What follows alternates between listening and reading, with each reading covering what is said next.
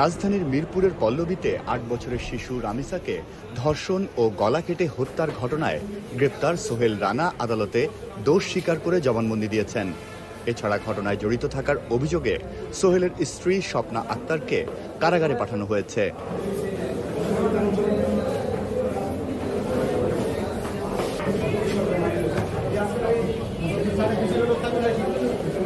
আসামি সোহেল স্বেচ্ছায় জবানবন্দি দিতে চাওয়ায় ২০ মে ঢাকার মেট্রোপলিটন ম্যাজিস্ট্রেট আমিনুল ইসলাম জুনায়েদের আদালতে আসামির জবানবন্দি রেকর্ড করা হয়। সোহেল তার যে রামিসা আক্তারের পিতামাতার অনুপস্থিতিতে তাকে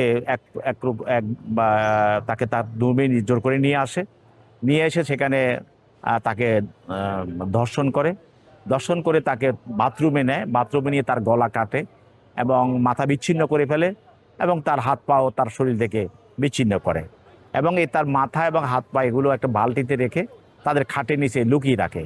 আর মৃতদেহ সেটাকে তারা শরীরের অন্যান্য অংশ বা অবশিষ্ট অংশ তারা বাথরুমে রেখে দেয়। এই কাজে তাকে তার স্ত্রী স্বপ্না আক্তার সহযোগিতা করে।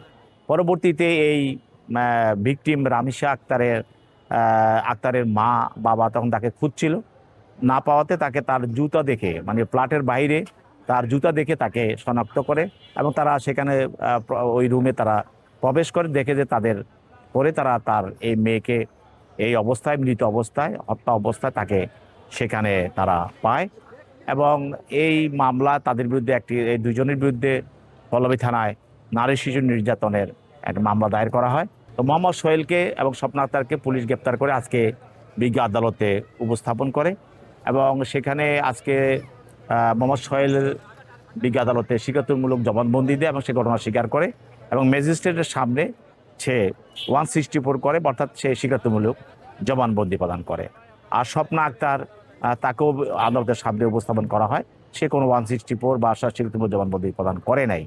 তো যেহেতু মূল আসামি অভিযুক্ত মোহাম্মদ সোহেল সে 164 স্বীকারোক্তিমূলক জবানবন্দি প্রদান করেছে এবং করার পরেই দুজনকে বিজ্ঞ আদালত আদেশ বলে তাদেরকে জেল হাজতে আটক রাখার জন্য নির্দেশ দেয় এবং তাদেরকে জেল হাজতে প্রেরণ করা হয়।